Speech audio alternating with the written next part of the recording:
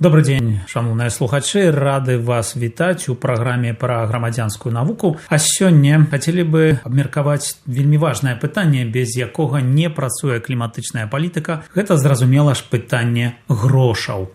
Кліматычнае фінансаванне, пра гэта мы сёння будзем размаўляць, і дапаможа нам у этом разабрацца наш эксперт і старшыня фонду «Неруш Натура» Владимир Зуев. Добрый дзень, Владимир. Добрый дзень. Тэрмін кліматычнае фінансаванне гучыць даволі абстрактна. Што насамрэч хаваецца за гэтым паняткам, якія там дзейнічаюць механізмы? Калі проста, то кліматычнае фінансаванне – гэта грошы, якія ідуць на мітыгацыю і адаптацыю. Ну і, конечно, правілы, як выкарыстоўваць гэтыя грошы. Трэба разумець, што кліматычнае фінансаванне – гэта не дабрачыннасць, а замацаваны юрыдычны дакумент. І ў якіх дакументах гэты панятак прапісаны? Ну, перш за ўсё, гэта парыжскае пагадненне, і дзе нават гаворыцца пра тое, што развітыя краіны, развітыя індустрыяльныя краіны, яны выдаткоўваюць грошы для менш развіт. І апошняя мэта – гэта $300 мільярдаў да 2035 года. Велізарныя сродкі, а куды яны ідуць і праз якія фонды, механізмы?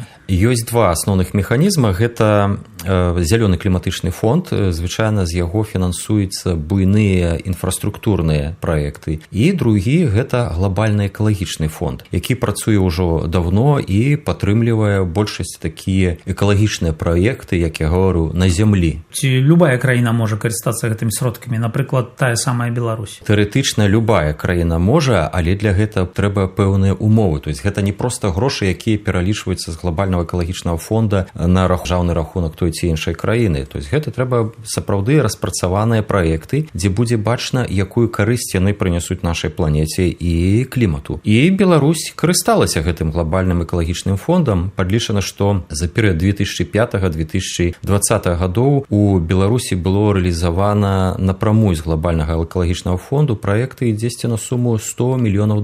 А калі ўлічваць яшчэ суфінансаванне з іншых крыніц, напрыклад, са Сусветнага банку, праграм развіцця ААН, то гэта лічба даходзіць нават да $500 мільёнаў. Гэта вялікія сродкі для Беларусі. І што з імі сталася? Так, і яны сапраўды сыгралі сваю ролю. Першы накірунак, куды ішлі гэтыя грошы, гэта на праграмы павышэння энергаэфектыўнасці жылых будынкаў. То есть, звычайна, такія праграмы яны сапраўды суфінансуюцца з аднаго боку як банкамі, як самім насельніцтвам, так вось і міжнароднымі сродкамі. Другі велізарны быў накірунак – гэта аднаўленне балотных масіваў. І Беларусь стала сапраўды прыкладам ўсходняй Европы, дзе паказалі, што раней асушаныя тарфянікі можна вярнуць амаль што да першапачатковага натуральнага стану. Так, это было, напрыклад, на балоце Дзікое у ваколіцах Белавежскай пушчы, дзе быў такі рэалізаваны праект. І вельмі моцны блок быў накіраваны на правядзенне праграмаў па мітыгацыі і адаптацыі ў гарадах. Гэта праграма Green City, зялёныя гарады, якая пачалася з Полацка, а пазней яна распаўсюдзілася і на іншыя гарады, напрыклад, той жа самы Новагрудак і шмат якія гарады,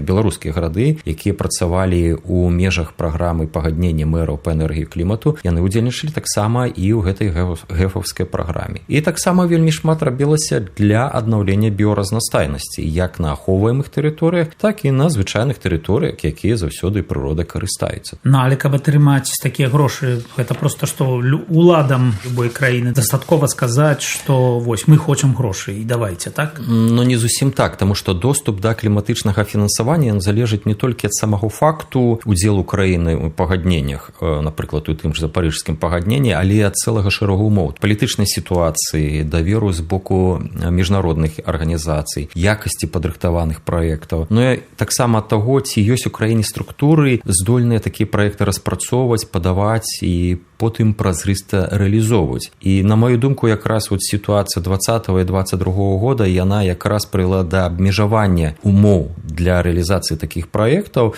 Ну і зараз глобальны экалагічны фонд, ён поўнасцю не спыніў сваю дзейнасць у Беларусі, але ён спусціў на такі ўзровень тэхнічны. То есть это распрацоўка нейкіх стратэгій, праграм, рэалізацыі такіх малых, лакальных праектаў. І гэта палітыка самого глобальнага экалагічнага фонда, бо яна змянілася ў 7-м, у 8-м пакеце. Яна больш зараз накіравана на афрыканскія краіны і на менш развітыя краіны. А яшчэ вось сярод іх патрэбаванняў абмеркавання гучыць такі тэрмін, як інстытуцыйная гатоўнасць. То што гэта азначае? Гэта значыць, што ў краіны павінны быць кампетэнтныя дзяржаўныя органы, эксперты, банкі ці іншыя арганізацыі, якія ўмеюць працаваць з глобальнымі фінансавымі інструментамі. Патрэбны працэдуры справаздачнасці, маніторынгу, верыфікацыі і, напрыклад, ацэнкі вынікаў. Ну і таксама, канешне, працэдуры, якія паказваюць, што гэтыя праграмы празрыстыя не толькі для донару, а, напрыклад, нават для насельніцтва. І калі гэтага няма, глобальны экалагічны фонд, ён бачыць высокія рызыкі, што грошы могуць быць выкарыстаны неэфектыўна,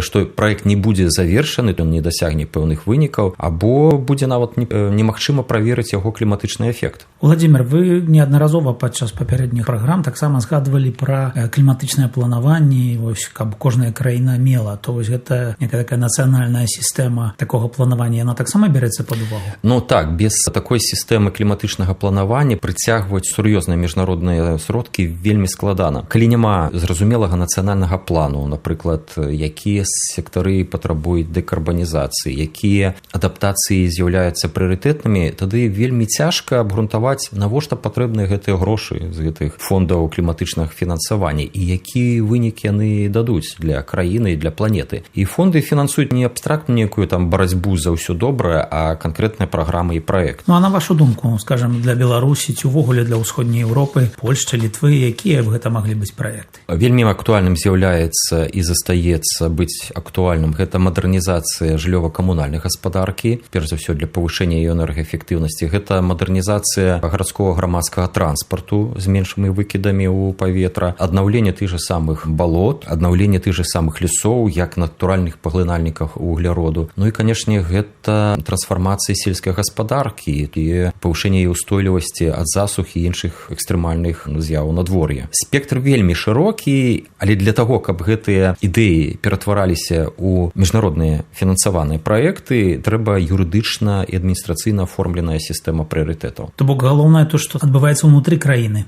а не толькі тое, што прапануюць міжнародныя донары. Так, і гэта вельмі важны момант, таму што знешнія палітычныя абмежаванні, яны могуць быць сур'ёзным фактарам, але нават без іх доступ да кліматычных сродкаў ніколі не бывае аўтаматычным. Ён патрабуе гатоўнасці самой краіны, здольнасці планаваць, дамаўляцца, пацвярджаць празрыстасць кода праекта і ўбудоўваць саму кліматычную палітыку ў эканамічнае кіраванне. І менавіта таму кліматычнае фінансаванне гэта не проста пра грошы, а пра якасць дзейнасці дзяржаўных інстытутаў. Ну а тады куды накіроўваюцца вось гэтыя сродкі з кліматычнага фінансавання? Самы галоўны прынцып, які вызначае адпаведнасць заяўленага праекту магчымасці атрымання гэтых сродкаў з фондаў кліматычнага фінансавання, гэта таксаномія зялёных праектаў. Калі вельмі проста, гэта такі юрыдычны фільтр, які вызначае, які праект лічыцца зялёным, устойлівым, а які не. І вось гэта таксаномія зялёных праектаў, яна патрэбна для таго, каб грошы інвестараў, банкаў і іншых фінансавых інстытутаў,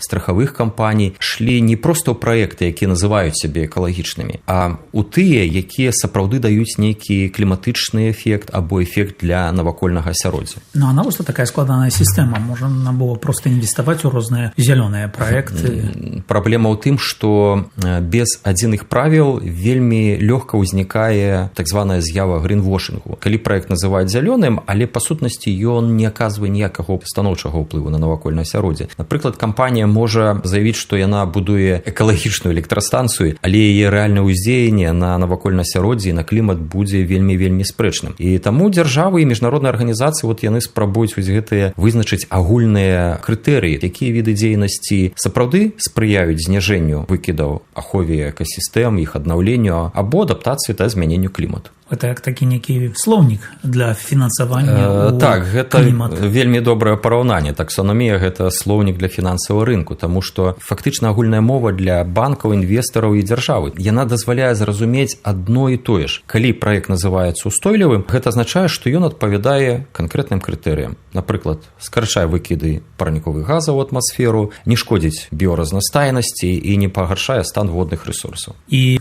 хто, на вашу думку, тут з'яўляецца піянерам? Еўрапейскі саюз ці нейкая іншая? Так, менавіта таксанамія Еўрапейскага саюза самая вядомая і найбольш падрабязная сістэма такога тыпу, і яна вызначае канкрэтныя віды эканамічнай дзейнасці, якія лічацца экалагічна ўстойлівымі, пры якіх умовах гэтыя праекты могуць рэалізоўвацца, ну і з якімі канкрэтнымі крытэрыямі. Ну, але гэта гучыць больш як нейкія рэкамендацыі. Не зусім. У Еўрасаюзе гэтая зялёная таксаномія, яна паступова становіцца часткай абавязковага рэгулявання. Фінансавыя установы павінны раскрываць, якая частка іх інвестыцый адпавядае гэтай таксаноміі, і кампаніі таксама павінны паведамляць, наколькі іх дзейнасць адпавядае гэтым крытэрыям. І гэта стварае вельмі моцны сігнал для рынку. Капітал пачынае перацякаць у тыя сектары эканомікі, якія адпавядаюць кліматычнай палітыцы. А скажыце, ці толькі Еўропа выкарыстоўвае такую сістэму, ці гэта ўжо стала такім прыкладам для іншых? Не толькі Еўропа. Напрыклад, Кітай таксама стварыў сваю сістэму для рэгулявання зялёных аблігацый і іншых фінансавых інструментаў. Падобныя сістэмы існуюць таксама у Японіі, у Паўднёвай Карэі і ў Канадзе. І шмат якія краіны, яны паступова развіваюць свае версіі гэтай таксаноміі. Ну, але ці не можна выпрацаваць адну для ўсіх? Гэта вельмі цяжка, таму што прававыя ўмовы, эканоміка, энергетычныя нават сістэмы розных краін яны адрозніваюцца, і тое, што для Еўропы можа быць, напрыклад, пераходная тэхналогія, для іншай краіны гэта ўжо можа быць базавай тэхналогіяй. І таму нацыянальная таксаномія, яны часта адаптуюць міжнародныя падыходы да ўласнай структуры нацыянальнай эканомікі. А Владзімир, яшчэ гучыць таксама, калі гаворыцца пра кліматычнае фінансаванне, гучыць такі панятак, як вугляроднае фінансаванне, вугляродныя фінансы.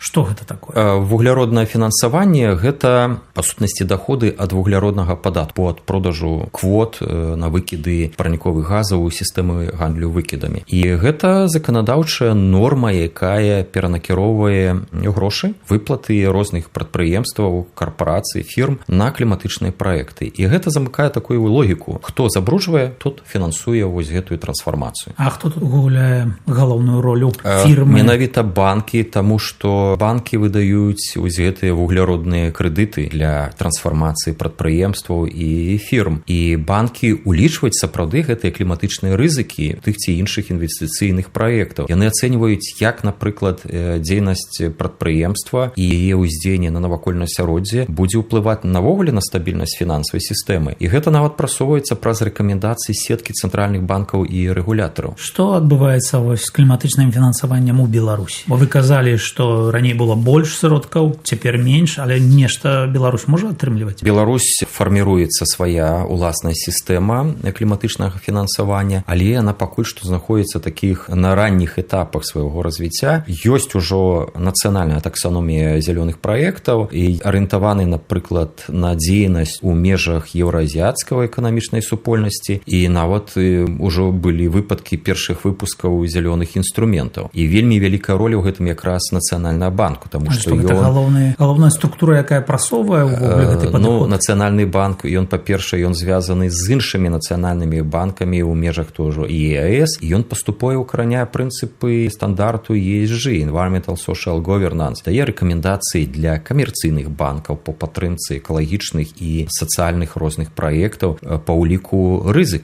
перш за ўсё кліматычных. І гэта вельмі важны сігнал для фінансавага рынка. Але як вы лічыце, ці гэты такі высокі ўзровень, калі бяруць прыклады не толькі з Еўропы, скажам, сусветныя прыклады, і як гэта потым рэалізуецца на месцах? Тут пра мясцовых чыноўнікаў размова не ідзе, таму што перш за ўсё гэта змена нацыянальнага заканадаўства і нацыянальных норм. І чым больш дзяржава уваходзіць у міжнародныя рынкі тавараў і паслуг, тым больш яна павінна ўлічваць ужо існуючыя нормы. І нават беларускія прадпрыемствы, якія працуюць у межах еўраазіяцкай эканамічнай супольнасці, яны вымушаны ўсё роўна прыстасоўвацца, таму што шмат якія краіны ў складзе ЕАЭС, напрыклад, та ж самая Расія або краіны Цэнтральнай Азіі, яны ўсё больш і больш змяняюць сваю эканоміку ў адпаведнасці з гэтымі новымі кліматычнымі нормамі. Так што Беларусь вымушана падцягвацца. Владзімир, як бы вы гэта падсумавалі? Што самае важнае ведаць у пытанні фінансаў для клімату і фінансавання плане адаптацыі да зменаў клімату? Мабыць, самае галоўнае тут сказаць, што без права грошы не зелянеюць. І менавіта закон вызначае, ці пойдуць фінансы, якія зараз існуюць у той же самай дзяржавы або нейкага прадпрыемства у будучыню, ці застануцца ў мінулым са старымі тэхналогіямі і з неканкурэнцыйнай эканомікай. Дзякуй вялікі. Сёння мы размаўлялі пра грошы для кліматычнай палітыкі, пра кліматычнае фінансаванне, і ў гэтым нам дапамог разабрацца старшыня фонду «Неруш Натура» Владимир Зуев.